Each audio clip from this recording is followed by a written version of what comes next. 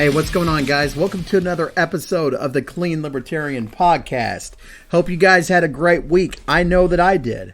Went fishing today again. I think today makes the 7th time I have gone fishing this year. And guess how many I've caught?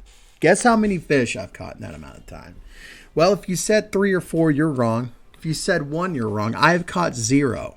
So I'm telling you right now, I am on a mission. I'm going tomorrow. I'm catching some fish. By God, I'm catching some fish. But in the time being, I'm just blaming Biden, right? I'm going to blame Biden. And why not? Let's throw Trump in there as well. You know, it's his fault too. It's all of them, you know. The state is causing me to not catch fish. And that's what I'm going to stand on. By God. But yeah, beyond that, everything's going great. Currently working on a couple of different things, but the Libertarian Party Sober Caucus, for those of you who are listening and haven't found us on social media and you want to be a part of that, originally it started out as being called the Straight Edge Caucus. We changed it to the Sober Caucus, but essentially it's a caucus within the LP, and it's going to consist of people who are either teetotalers or they're in recovery. And, you know, if you go to a convention or you go to a meetup and you don't want to be pressured either by, other people or whatever, you want to find a group of people who are doing the sober thing as well. Hey, join up with us. Find us. We're on Facebook at LP Sober Caucus, on Twitter, and on April 18th, we're going to have a Zoom meeting. So if you would like to be involved with that, hit us up. We're going to be hammering out a statement of principle. And yeah, man, this is exciting. The OKLP had their annual convention. And, let me take a second also, because I want to talk to you guys about something beautiful that happened in my life. Last weekend, the OKLP had their annual convention. And you guys know that I have been doing everything that I can to get my felonies, get a pardon for my felonies, get them off of my record. And the people in the party found out about this, and they wanted to help me. I didn't bring this up to them. This is something they came up with on their own. The entire Oklahoma Libertarian Party affiliate passed a resolution calling on Governor Stitt to grant me my pardon. I cannot tell you how much that meant to me. There's a lot of people who will dog on the LP and they'll talk about how, it's just a bunch of losers, this or that. Let me tell you, man, this isn't a political party to me. These are people who know some of the most intimate details of my life, people that I've made lifelong friendships with, and their family. Anybody that would go out of their way to have my back and attach their names to it, man, that meant a lot to me. That meant a lot. For a long time, there's a lot of people, my own blood relatives, in some degrees, look at me as less than, while these people have always viewed me as an equal. And I will never forget that. So all you OKLP people, man, I love you. But yeah, that was a huge thing that happened in my life. So, I don't really have a whole lot of words to throw on top of that to express exactly how much that meant to me. But anyway, so I'm all in on the OKLP ticket. Moving on. So, my guest today is a gentleman by the name of Zach Rhodes, and Zach is part of a program. It's called the Life Process Program. Now, a lot of the guests that I've had on here, we've talked about guests who found freedom through religion. We've talked about guests who just found freedom all on their own, and a lot of guests who found it, through the 12-step programs. Well, this is another type of program. And Zach is the author of a book called, or co-author of a book called Outgrowing Addiction. And, he's got a very interesting perspective.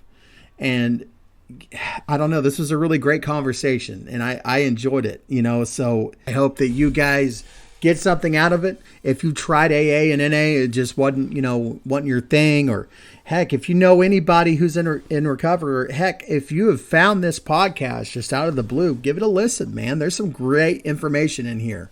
And as I, drove home several times, man, I'm never going to take any type of stand against any type of program that can help the health and wellness of another person. And, I applaud Zach and the other people that are in on this project because it's important. It's important that we have as many avenues available to the addict who is still suffering. And, as we can get our hands on. And this is just another one. And I'm thrilled to have this in the library. So without further ado, here is Zach Rhodes. All right. And I'm here with Zach Rhodes. How you doing, Zach? I'm good, man. How you doing? I'm doing well. So like you and I I don't know how we stumbled across each other, but we did. Drug addiction or Liberty Twitter, one of the two. I'm thinking it was the drug addiction one. I don't think you did the Liberty thing too much, but so for me to not completely fuck this up, would you mind giving an introduction of yourself? Sure. I'm Zach Rhodes. I work with children. I'm a developmental specialist. I'm a childhood consultant for families and kids in schools, K through 12. I met up with a man named Stanton Peele, who was a best-selling author back in the day. I mean, he's pumped out a lot of books since then, and a psychologist in the addiction field. And he and I wrote a book together called Outgrowing Addiction. And from that, we developed a relationship where we actually work online on a program that we call the Life Process Program with people who have addictions. And that's like a cognitive behavioral therapeutic kind of a model where people can either write out the answers to these CBT like questions on their own and just have it, or they could send it to a counselor coach who sends back feedback, sort of like a motivational interviewing way, like what are next steps, what are your goals, or they can go for a track that they do those things plus have a one-on-one interaction like you and I are doing now with a coach or a counselor. So that's how I've entered the addiction field. And I should say that my stance on addiction and drugs and drug policy is very much, I wouldn't call myself a libertarian through and through, but I would say I align perfectly. I'm like a full board libertarian when it comes to drug policy. Right on. That's wonderful to hear. So I could take that as if you see a petition coming across your way that says to decriminalize everything, you're on board. Funny enough, maybe not, but it's like I would love to see things legalized and regulated. But decriminalization always sounds good on the surface, and the devil is always in the details, of course. And so I'm a complicated view that I've come to over time, that I'm always molding scaffolding I've come to over time. But I have seen that decriminalization sometimes means, all right, we won't make it illegal in the sense that we'll send you to jail, but we will sort of funnel you into an American treatment industry still if you get caught with a substance. So I'm half and half on decriminalization. Well, of course, I would much rather see that than people in jail. But I'm sort of whereas I'm a libertarian in some ways, I think progressively, like where do we go from there, kind of a thing. So, dude, it's funny because what you just said out loud is an internal dialogue, because this, like, the drug war is my passion. Like, that's my whole thing, and the whole reason that this podcast exists is because I'm coming at it from a caveat of being not only a libertarian, but also someone who is in recovery. And so, that's the whole shtick. But I go back and forth on the legalize, decriminalize angle. And it's just like, now you just presented another part of the whole, because I was legalized, then went to decriminalize, but now you said that, and it's like, what, I need to look into this a little bit more and kind of look at it. But that is a solid point. That's one of my beefs that I've also had with it. So like, I had on Matt Sutton from Drug Policy Alliance, and we talked about what happened in Oregon, as far as like decriminalizing everything. And one of my biggest thing, and I'm sorry, I'm not trying to sidetrack this because like you're here to talk about you. No, I don't know. I just ate an edible, so we're good. No. Right on. But like, so like my whole thing is, in order for us to change the perspective of somebody who's been straight-laced their whole life, the way to not do that is to force that person to pay for somebody else's treatment. And that's what I've never liked about laws that dictate forced participation into the rehab facility unless you're just giving an IOU to the addict in question. But 99% of the time, it's a tax hike. Somebody across town who doesn't have anything to do with the drug industry is getting knocked over the head, and pennies on the dollar. Who knows what that rate looks like? But it still creates a resentment. And instead of resenting the government for tying their hands, they'll end up resenting the drug addict for that. And so that's a great angle that you put up there, Zach. Let me piggyback.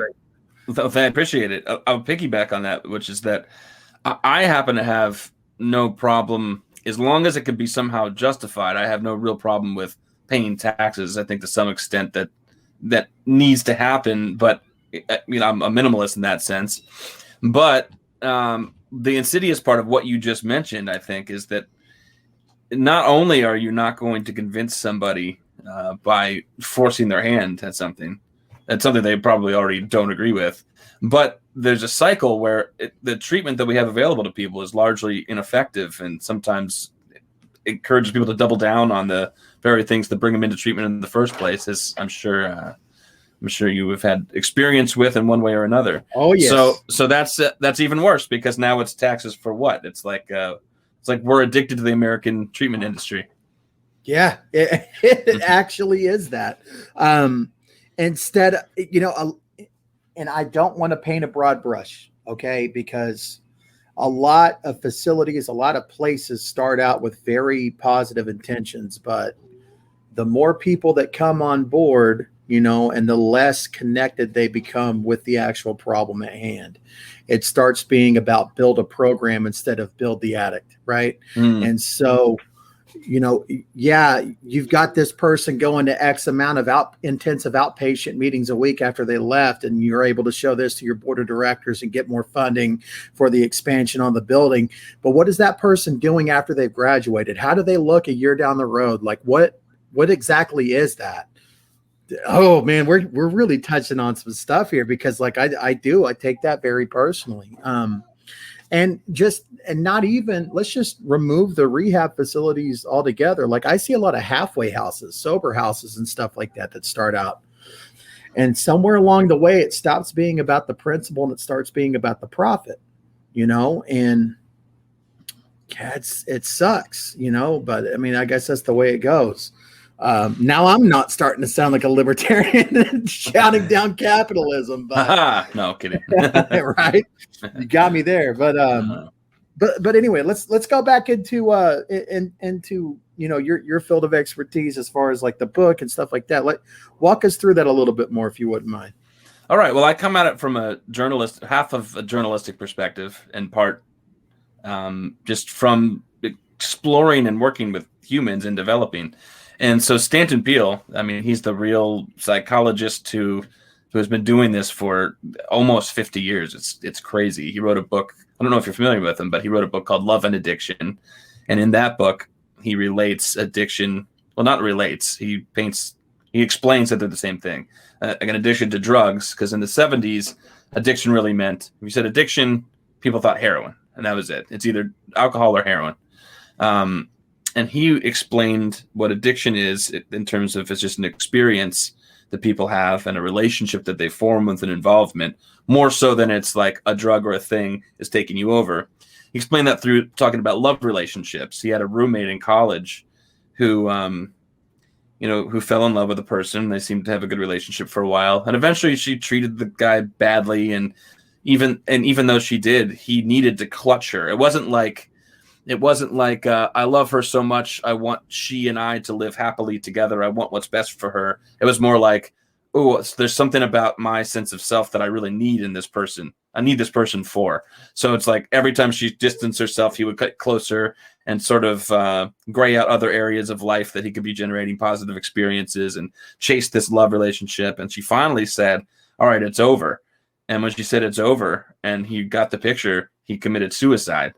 And Stanton was explaining through the story that cycle that you can get into where your values or your ways of generating other healthy life experiences are somehow dormant. for whatever reason, because you're chasing this one thing. And so it can happen with things that are not just drugs, but relationships to anything. And when he was talking about that to me, I couldn't believe, I was like, that's exactly how I think about, childhood problems and cycles of behavior like that in general. So when he and I were writing this book, it was actually very easy. We disagree on some like minutia, but the idea that that's what addiction is, it's the experience that somebody can develop into and that someone could develop out of. They're not stuck in an addiction necessarily for the rest of their lives. And in fact, the research shows that most people develop away from an addiction. We can talk about the percentage of people who don't, which is the part that matters.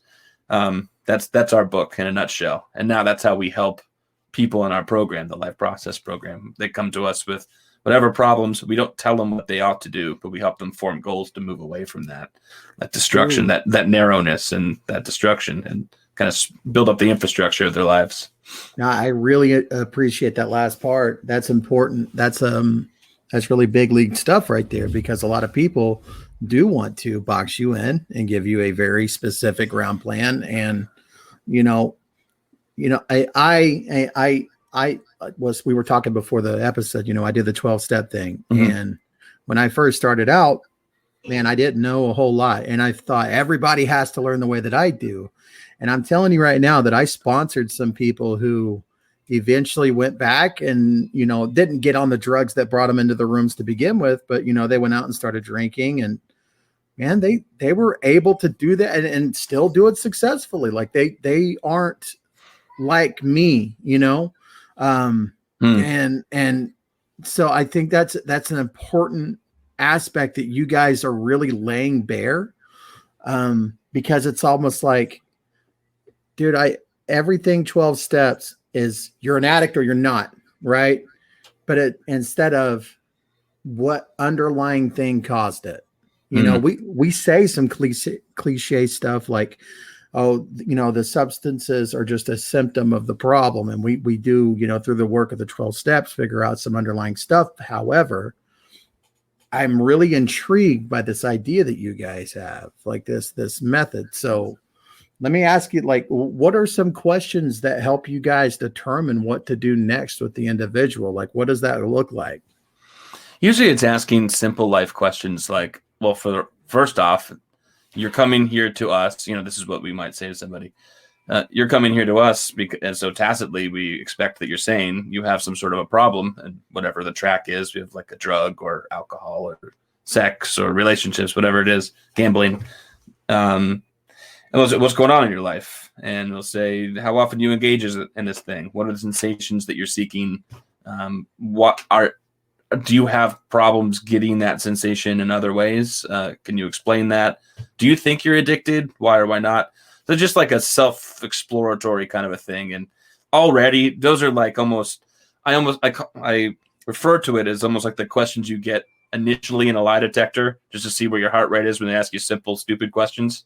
Yeah. But it's like, you'd start articulating those things that maybe you haven't talked to anybody about.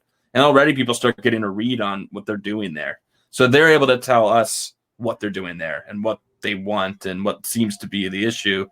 Then we go through these modules of what are this person's values? And we'll ask, have you ever done anything that violates those values?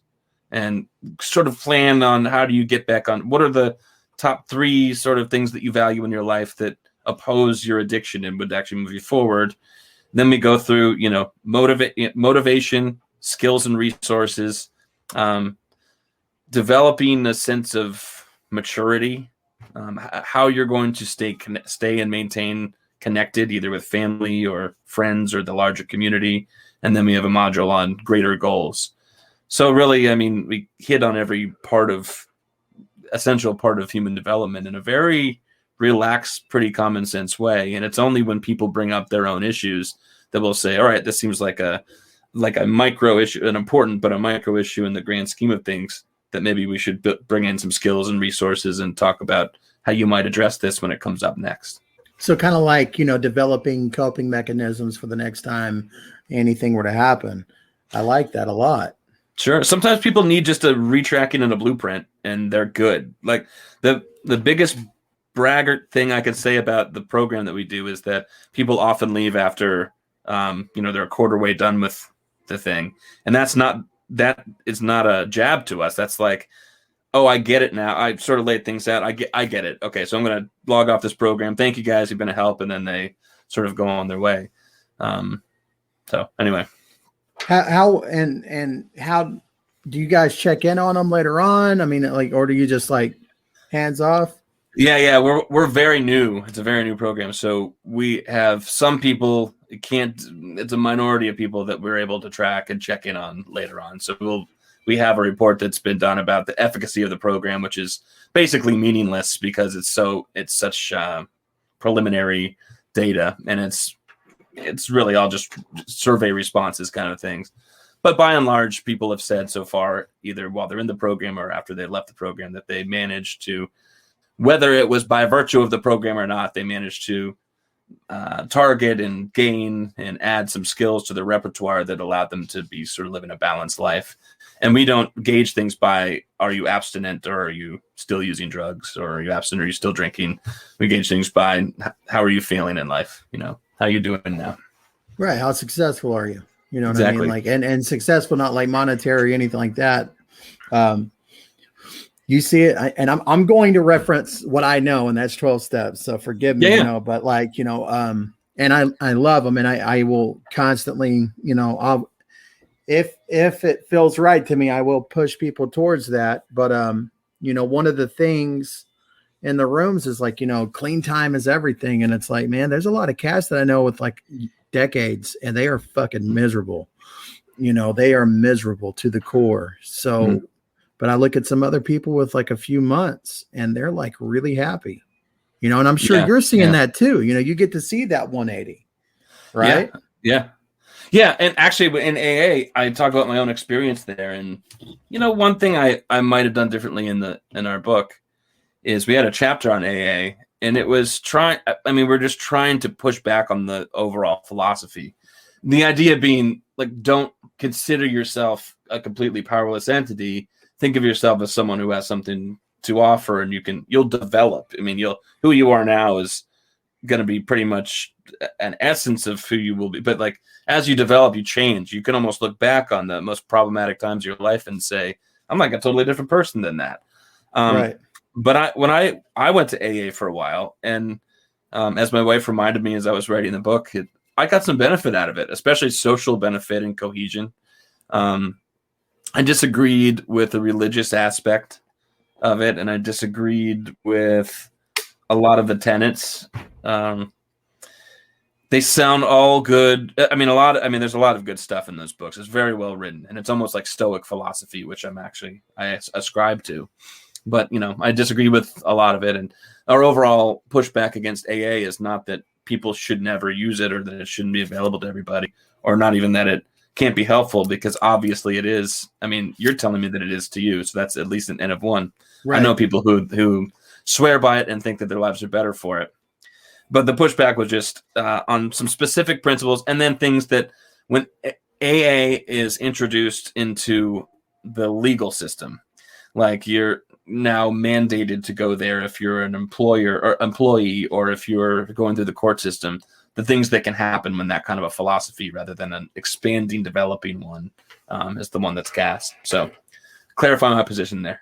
No, I got to agree with you. In fact, there's some clubhouses out here that have noticed that and will not sign papers.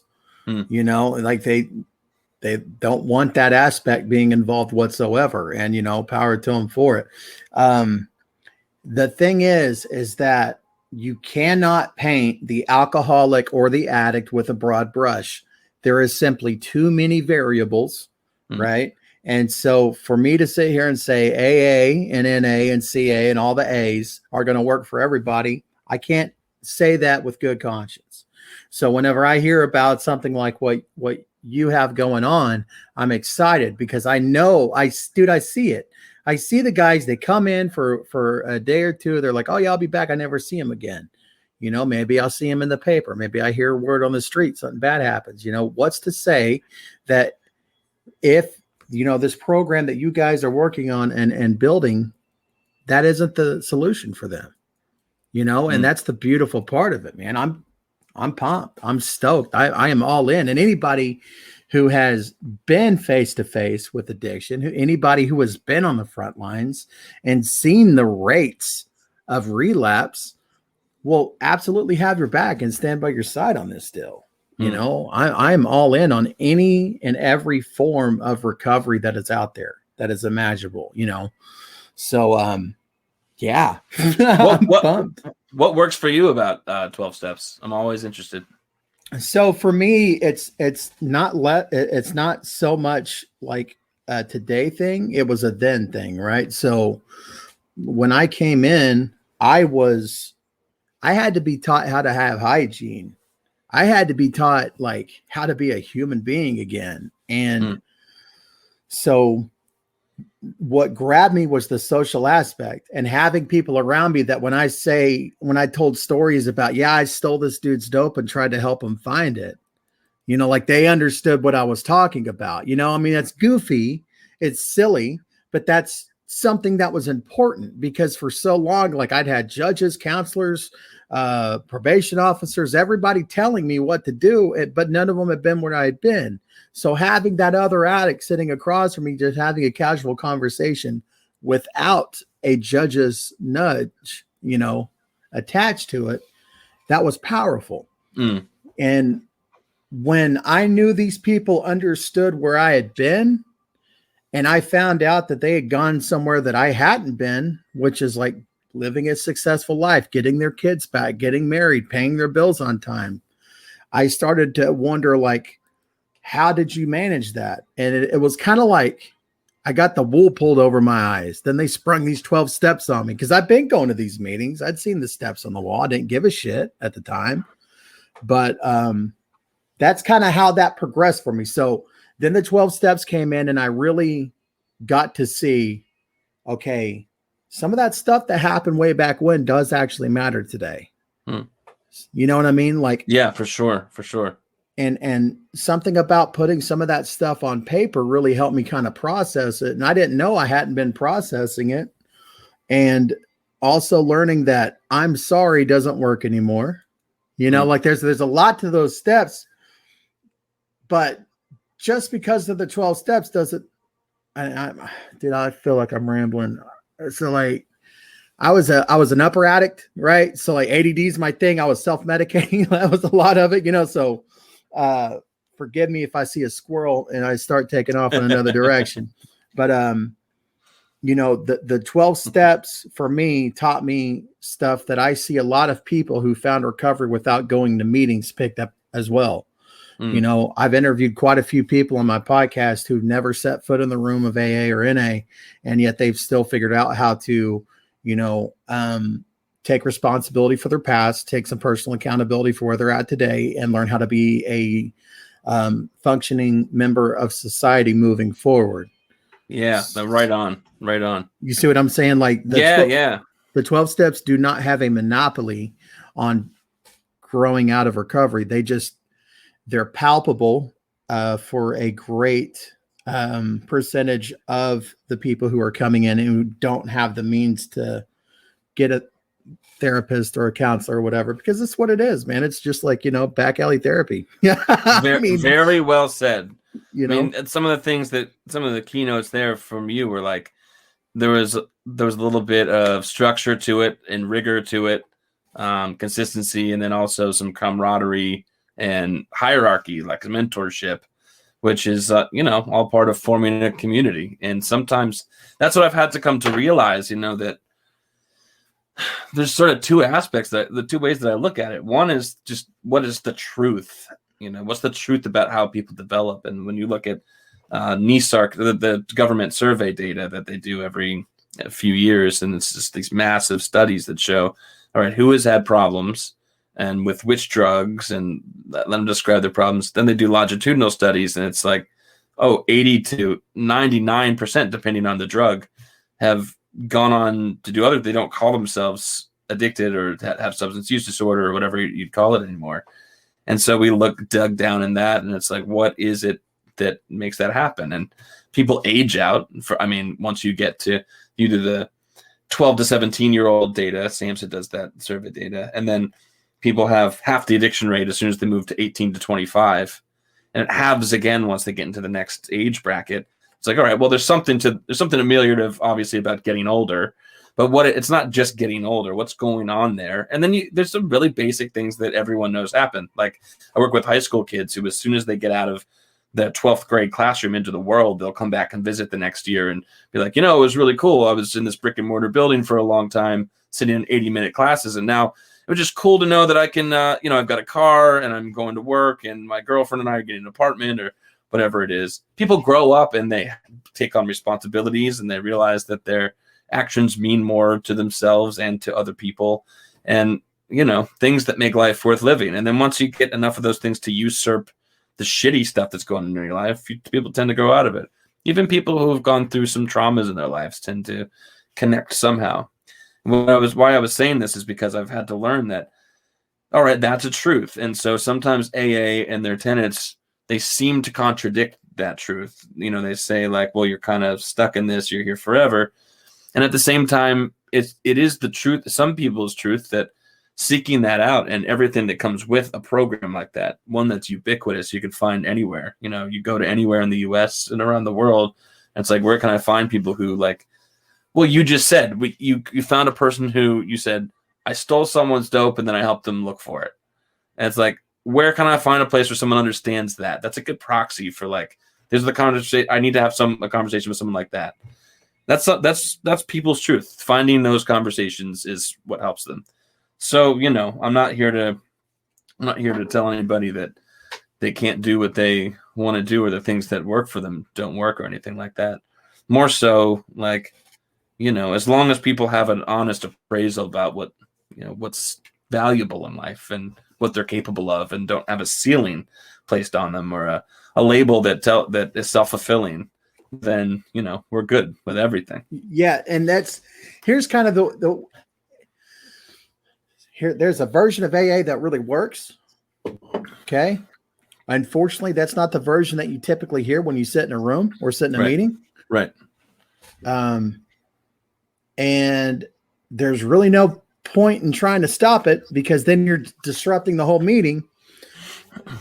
So I'm with you. I'm hip to that. Yeah. So if I get shot today, right? If I get it shot, I get the bullet removed from me, stitched up, I'm healed up.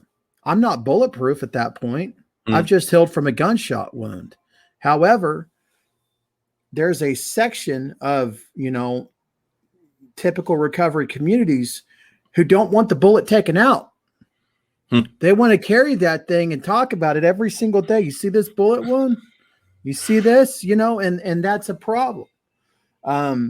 That's why I have a problem with the disease word. I have a big problem with that. I understand medical profession. I'm a truck driver. They went to school for a lot of years. What do I know? I just done more dope than they'd ever even read about in the paper, I bet. But the fact of the matter is, I do believe the word disease tends to create a victimhood mentality. Yeah. Oh, I have a disease. You hear about, not so much with the veterans, but the newcomers. They'll go to a restaurant and the waitress, just doing her job, will say, hey, can I get you something from the bar? And they're like, you better bring a set of handcuffs, or, yeah, blah, blah, blah. And it's like, dude, just say no. You're not a victim. You can say no and move on. So I do believe that kind of thing does occur, and it doesn't get called out enough. Yeah. I'm always thinking about, I went to this conference one time, and there were people saying the disease label really works for me, because, well, if it's not a disease, then why would I have left my children at home when I was going to, buy crack or whatever it was? And I'm thinking, you don't, I reject the idea that people think they need the disease label for that they can't, that people can't be forgiving. On the other hand, also, like, people make mistakes, and some of those mistakes are like, you couldn't even imagine why you do that. And people do that all the time, just violate core values. And then what do? I mean, you have to lick your wounds a little bit, but then move forward and figure out who you want to be. And, I have compassion for that, for anybody who takes accountability and moves forward. And so I see what you're saying. I agree with what you're saying about the victim mentality of the disease model. And at the same time, it's like victims of themselves to some extent, because they're just sort of spinning around. They limit themselves about what they can do because of the story that they've created about themselves. It's a little bit freeing because it's like, so I'm not a bad guy. So I'm just kind of sick. And, I don't see why we can't run with that. I mean, that seems like it's almost right. Like maybe you're not a bad guy or a bad person, but you also don't have to be sick. You could just have made a slew of decisions because you caught up in a, basically natural human cycle, even if it gets destructive, and you moved on from that. So all the better for you. Get an A+ as far as I'm concerned. If someone drifts off on a life tangent or a destructive cycle and they come back from it and they're better than ever, I'm like, that's almost more impressive to me as a human being to human being than someone who's just had sort of a normal, gradual trajectory towards getting the things that they need in life. Right. Yeah, and I tend to agree. Let me ask you this question. Do you think the term mental illness would be suitable and we'd be better off for it than the term disease? Yeah, I don't know.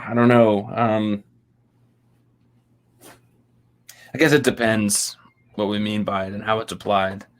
Because there's some, kids with individualized education plans.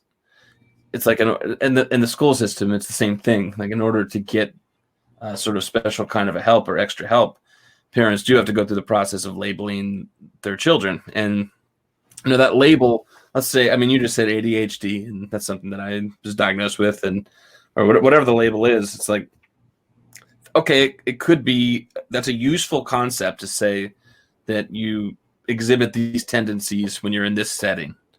But, at the same time, they could just mean that you're a unique person in the sense that that setting holds you back, or that you're more creative than that setting allows for. It's almost like the illness is with the environment and not with the person. And so I am always hesitant when someone describes themselves to me as like, oh, I have OCD and ADHD and I'm autistic. I'll grant that, and I'll say, okay, that obviously means something to you. We can talk about it, but just tell me who you are, without just what makes you tick and what do you like and what do you want to do. So that's a big answer to a small question. I don't mind the term mental illness if it helps contextualize someone's experience, as long as it's not like totally limiting. And I think that happens in the medical profession because it turns out that people will start servicing a billing code rather than the human. When I go to these kids' meetings, sometimes it's like, well, should we do this common sense thing that we know would help? And it's like, well, that's not part of his education plan that we put together. So it's like the person who doesn't get the voice in that sense, or the person who doesn't get the advantage, is actually the person you're trying to help. So yeah, anyway. So I don't know if you I don't think of addiction as a mental illness. I think of it as a sort of a natural response to life that somebody could have under certain circumstances. You touched on this point, man. You're spitting some fire over there. Talking about medical billing instead of an actual thing, and I gotta agree. Yeah, dude, you know your way around this, Zach. You know your way around this. Yeah. Thought about it a couple of times, just for about 5 minutes. Yeah. Oh man. But that's also and your latter point, bringing up, that addiction is a response, a natural response. And I think, we look back on human history, there's never been a time in recorded history that inebriation wasn't a part of it. Right. This has been a part of human society since forever, since the dawn of time. So that's another part of it, in a local detox center, there was, obviously, your typical H&I, what H&I is, hospital and institution meeting. It's like whenever the external comes inside and kind of tells their story, you got a panel. You'd have the regular 12-step groups coming through, but there was also this one guy, and he was a Latter-day Saint guy or Jehovah's Witness, one of the two. Wonderful person. I'm not knocking anybody's religion at all. Man was awesome, but he would always come in and sit down and say, "What is your trauma?" That was his big thing. What is your trauma? And he had much the same, type of type of stance that, your addiction was in direct response to something that occurred in your life and you did not have the proper coping skills with it. He was a very simple man. He did not use so many words, but that was the gist of it. And of course, all the 12-step gurus were like, oh my God, no, that's wrong, but the reality was, like, he was hitting it kind of close to home. And I'm agreeing with you too, but yet again, we go back to that part where drug addicts are so nuanced. What brought somebody into addiction is so incredibly nuanced. Right. I mean, there's just so much to it, but yeah, Zach, you're hitting on a lot of good stuff. So how long have you guys had this specific program out? Like, how long have you guys been taking on clients? I think that Stanton has been running it since 2011. Now, I think I have the story right now because I told it on another podcast and I got corrected a little bit. But he started this program at Harvard. Okay. And what it became, which is not what he intended, is that his material was being used in a rehabilitation program that was like one of those programs that he had been speaking out against for years. It's like $30,000 a month, but don't worry, your insurance will cover it. And it's an abstinence-based thing. And he was feeling icky about it. It just made a good amount of dough doing it, but it's like, yeah, I don't like this. So he actually filed claim against these people. He got the rights back to his own material so that he could use it and any way he wanted. And once he got the rights back to it, he tried to think about, all right, let's think, if I'm really a man of my values, then how can I get this program to people that's affordable, that it doesn't actually bill insurance so that I don't have to label anybody, and that it's really, really accessible. And this was, I think, 2009, 2010. And then he met up with a fellow in Ireland that we still work with, who was a web programmer, still is. And he had this crazy idea, well, let's do this whole program online. And so even though it doesn't sound that long ago, there weren't really programs like that online that you just buy a whole subscription. And so he wrote this article in The Fix in 2011 that, can an online treatment program work? And then he started explaining. So anyway, people can buy, it doesn't take too much manpower. It takes some, but it's like people could fill out these questionnaire things and then be in touch one-on-one with the person who's getting paid. So it's very low cost for them to do it. It's most working people could afford it. And most working people could afford it, especially if they were spending tons of money on drugs in the first place, and they're trying not to now. So yeah, I guess since 2011, and it stemmed from a program that had been there years earlier, but has morphed into this all online, the option to do things in a self-led kind of way or to do things in a coaching way. I dig that. So are you, and I'm sorry if we've covered this, are you one of the people that if I sign up for this program, I'll be able to talk to you? Yep. I'm a coach in the program. And it's funny, the track I've sort of taken on. So we have these so there's sex addiction, gambling addiction, anything that people reach us with and say, this is a problem for me. We start just create another track of it. And I tend to get clients who are like middle age, like maybe high 30s to anywhere from 50s, 60s, 70s, who feel like they've lost purpose. And there's all sorts of reasons people come to the program, but for whatever reason, the people I seem to resonate with me and they stick around are those kinds of clients. So I'm not saying that's the only skill I have, because obviously I work with kids, but if you're a middle-aged man who feels like you've lost purpose, Hit up old Zach here. He's got you lined out. Yeah, that's right. That's awesome, man.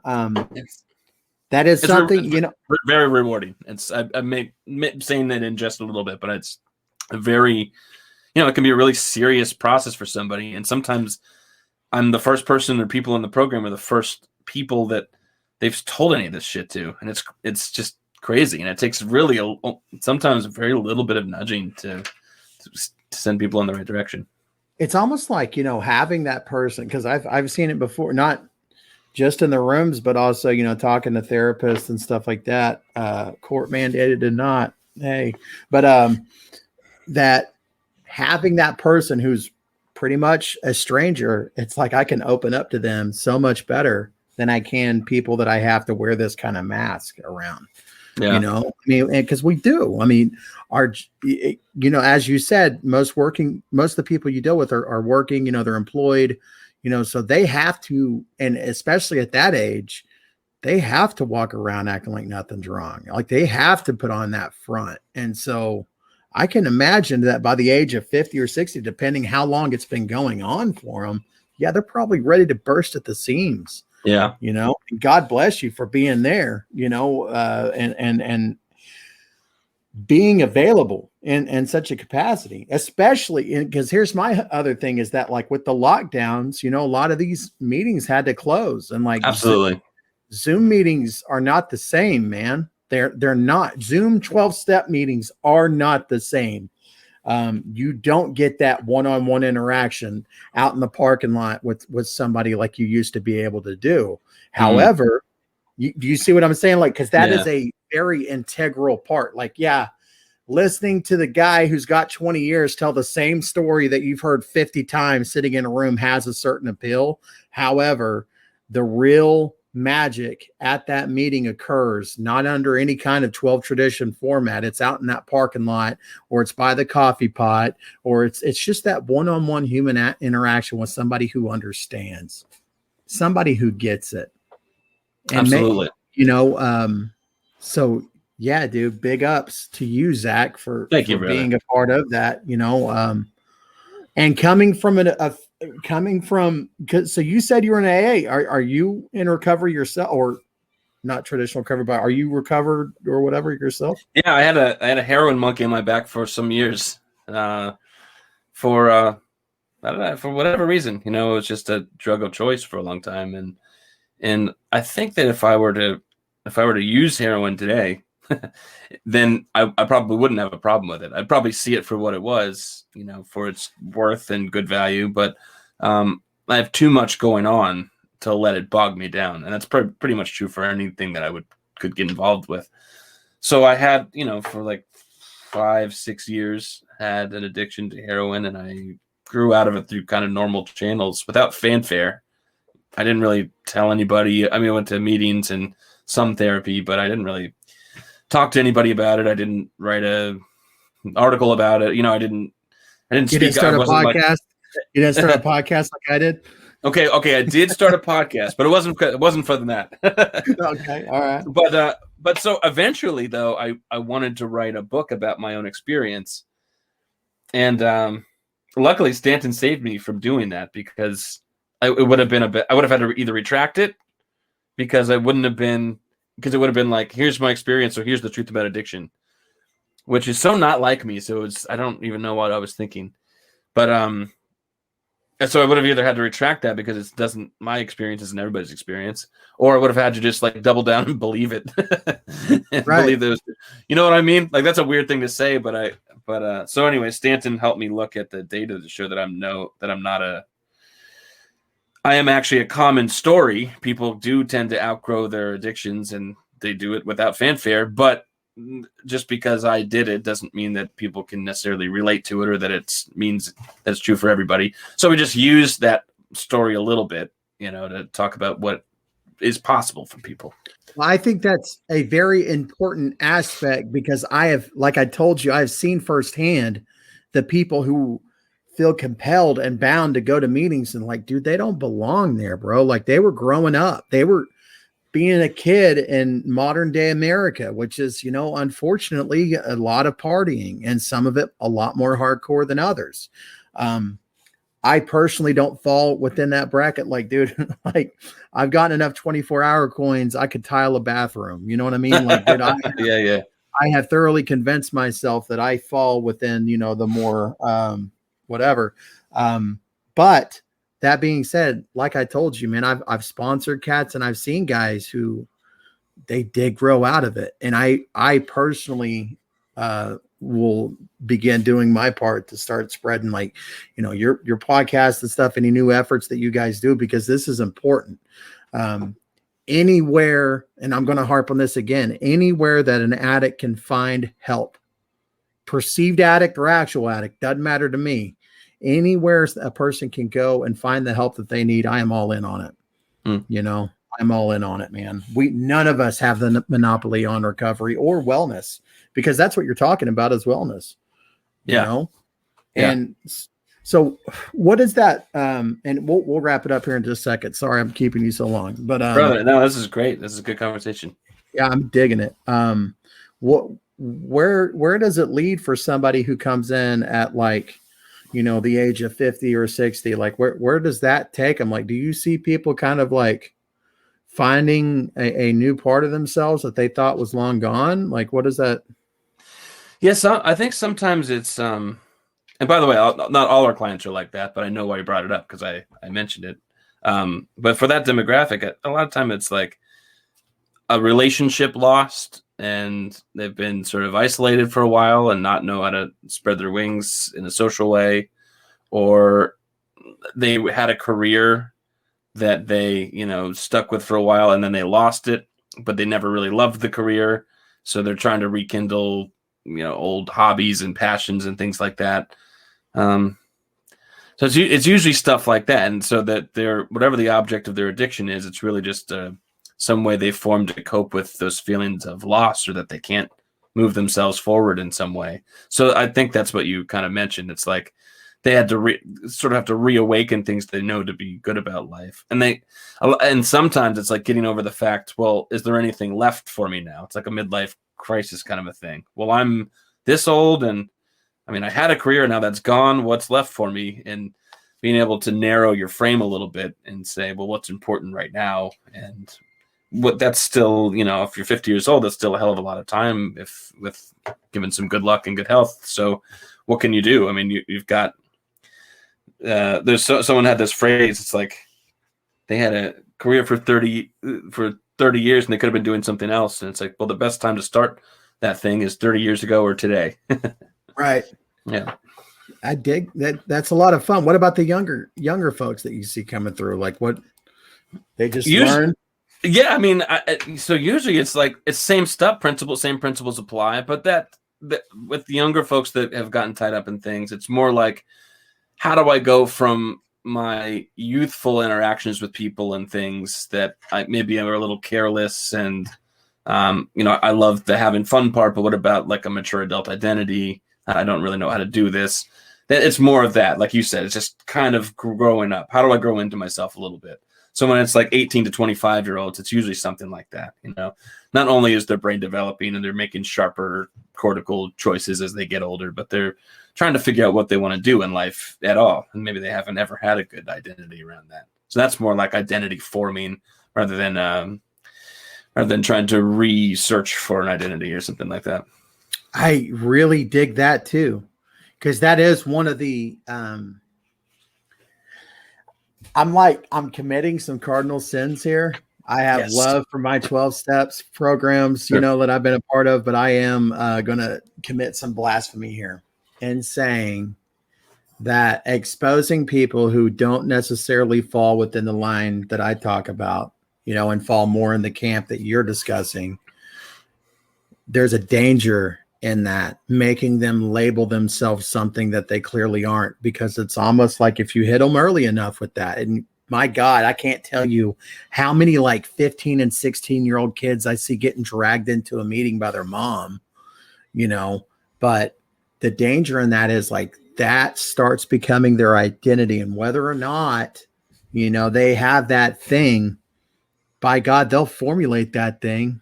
They'll play the part, you know. If you're a kid and you're coming into a room of seasoned addicts and you're told these are your people and you got to fit in, and the only thing you ever did was huffed a little bit of glue, while this joker over here is talking about shooting up methamphetamines for the last 25 years, you know you have to fit in. So what's that going to look like? I mean, it doesn't take a genius to figure out, you know, what the practical next steps are for those who don't realize what's happening. But I think it's insidious. You know, I've always had a huge problem with that, and I still do. You know? I'm talking a lot of shit, man. I need to calm down. Yeah, your whole people are going after you with pitchforks.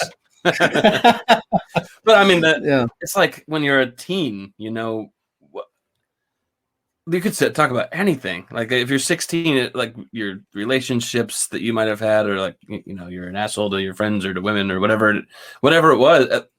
No one identifies themselves as the same as they were when they were 16. You look back when they were 16 and say, besides being like telling bullshit stories like I was the best football player or whatever, it's like no, when I was 16, oh, how embarrassing, or I was such an asshole, or I've changed so much. Everyone thinks that, and no one looks back at 16 as like the best, most developed, honed personhood time of their lives. And so that always bothers me too, when someone gets in sort of like a very essential identity forming years of their lives gets roped into a story about themselves that they didn't get a hand in telling. Well, that makes me incredibly happy to hear that you're able to kind of like help, because man, people need to dream big, especially the younger you are. You need to dream big. You need to not confine yourself to one thing. Yeah, and I probably need to speak to myself on that to a degree, but this is where, you know, the clean libertarian angle. This is where I'm comfortable. This is where I feel useful, and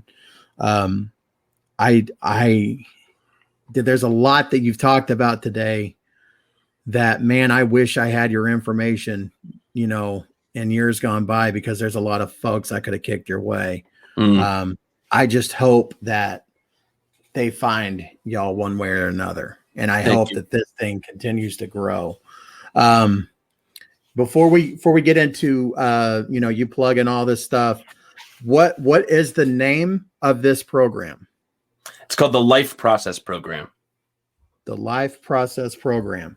And Zach, if you could talk to that one person in the audience right now, and they are struggling with addiction, they don't know a way out, they've tried AA, didn't work for whatever reason, what would you tell them? That they may have been dealt a difficult, bad, horrible hand. They may have had some bad experiences, but they may have been born with certain, you know, maybe part of it's not anything that it's a fault of theirs, but I feel like happiness is a birthright. You know, you should be able to live in pursuit of being happy and healthy, and that's achievable. So and it's deserved. It's like people, I'm aware that people sometimes don't have the resources necessary. Like it's easier said than done for some people. And I'm not, you know, people who are the most disparaged kinds of communities or households or environments. I'm not saying like, I'm not a pick yourself up by the bootstrap. Like it's easy to be me. Why don't you just write a book and start an addiction program? But I am saying that it's something that people sometimes wonder to themselves, like, am I even worth it? My answer to that is absolutely, absolutely yes. And I think that the more people put into themselves, the more other people want to help them achieve that, because development is lifelong. So there's that. That's beautiful. That's beautiful. I've known addicts who took their own life because they didn't think that they were worth it. You know, I got close to that myself. Like I just remember being in such a nihilistic perspective on things. And I would tell the old me now, like I wish that you could sort of see a little bit deeper into the future. You know, I wish you had able to tolerate thinking through some of the things that are problems and realize that they're manageable, so that you can see that life will be great. Yeah. That's, man, you hit me in the chest with that one, man. I love that. I used to be in the camp as well. Like I remember I used to say, because people would judge me for like, you know, having track marks and everything else. And I just look at them and say, man, it's just another way to lose the game. We're all going to lose anyway. Why are you judging me? And, you know, like what a absolutely bleak outlook on life. Yeah. Man, Zach, thank you for showing up. Thank you for the work that you're doing. And, you know, yeah, thanks for working with us knuckleheads, man. How can people find you? Where can they find you at? If you go to lifeprocessprogram.com, you should be able to find anything you need. Outgrowing Addiction is the name of my and Stanton's latest book, and you can find that on Amazon or find bookstores wherever you are. So I'll leave it at that. Yeah.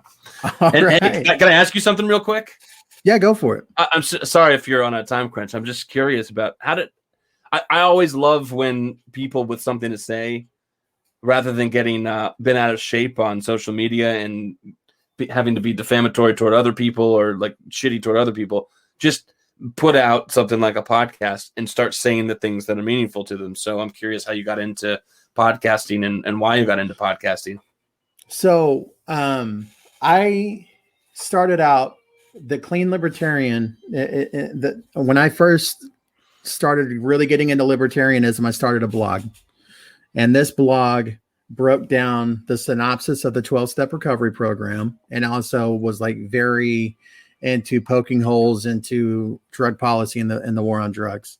The blog was hard for me to keep up with. And I relapsed, man. I had like 7.5 years clean, went back out. And when I came back around, I was like, man, I really want to start this blog up again, but why not just do a podcast? And so I found an app and I started doing it on my phone, and I only got like 30 people that listen to the show. If that, like a good episode is like 50, but I don't know, man, I keep doing it and it helps.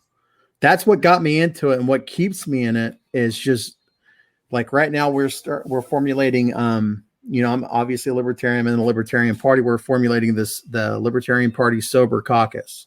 And this is a group of people who do not wish to partake in recreational cocaine, but want to see recreational cocaine become a thing.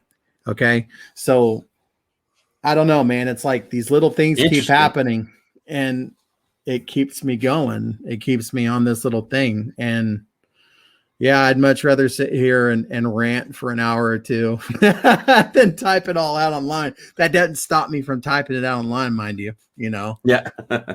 Right. One can do both. Yeah. That's cool. I love it. I mean, it's like, even if you have 10, 20 people, can you imagine going to a room and saying to people, putting a date on a calendar and saying, hey, I'm going to talk for an hour, come join me. And then that many people are there. It's crazy. The reach and what it means to people that you don't even realize is great. So anyway, power to you. I was just curious about that. Well, man, and here's the cool thing is that like, we don't know who is going to find this episode. While exactly. I only have 30 people or so, somebody curious about libertarianism who's struggling with addiction can very well stumble across this and then hear your program. And they're like, man, AA never worked for me. So yeah. Thanks for coming on, because I've got a guy who came on, a dear friend of mine who he got sober from alcohol by, utilizing cannabis, and his life has improved greatly. I've also got other people who are like avid 12-steppers. I've also got other people who went a religious route. So like you're a designation or a representation of another aspect of recovery that I am honored and proud to have within the library of the Clean Libertarian podcast. Very nicely put. I appreciate it so much. Yeah, absolutely. And if you have a new book that comes out, anything like, you have an open invite anytime you want to come on, man, you just reach out to me, Zach. Much love and so much appreciated. It was really great talking to you. Absolutely. All right, brother. Well, you have a good night, man. You too. Bye.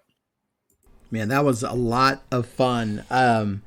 I always like having conversations with people who have a different type of spin, a different type of take on the whole recovery and addiction thing. And this is, I'm going to be real honest with you. This is one of the better conversations that I've had that absolutely does not align with my traditional thinking. And Zach gave me a lot of stuff to think about.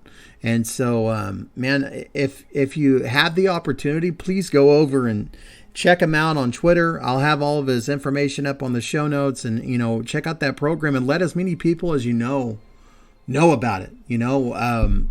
The biggest thing is that we get this type of information out there, let people know where they can find yet another option. Because this option may very well be the one avenue that works for that person in your life who just can't seem to get it any other way. So anyway, there it is. Yeah, let's just go into it. I'm kind of all over the place tonight. I apologize, guys. But so I'm doing something. You guys know that I do a song of the day. I've been doing a song of the day for a while now, and I want to give an open invite. If you are a listener of the podcast and you have a band, I want to support you. And the best way that I know how to support you is to give you a spot at the end of the show. You know, this is a song from a band called All Birds Are Bad. And I have a friend on Twitter. This is his band. You know, he's in it. And so I gave out the invite. I will say that I also do reserve the right to decline. If you got to hit me with some good stuff. If you've listened to the songs I've posted, you know what type of stuff I like. And if I like it, I'll post it. If I don't like it, I don't know how I'll approach that yet. I'm really appreciative that this song was good. I didn't have to have an awkward conversation with Ben about it. So anyway, this is called Birdcatcher Tree. And it's the band is called All Birds Are Bad. It's from the EP called It All Changed As You Left It. This EP came out last year. You can find the band at all, ALLBIRDSAREBAD. All Birds Are Bad. That's on Twitter. It looks like they've got their link up for Bandcamp. You know, you can go support the band there. But anyway, check this song out. If you like it, go buy some music from my buddy Ben.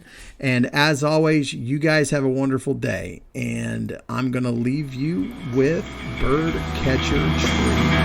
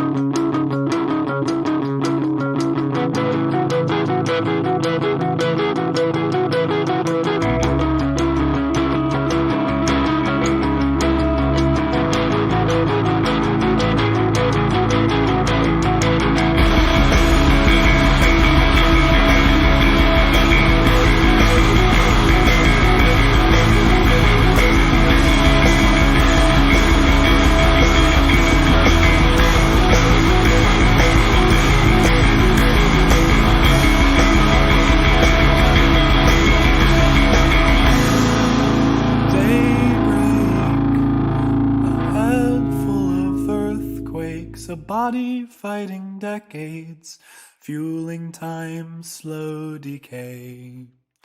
As a kid, the world was so clear, but my eyes aren't what they used to be.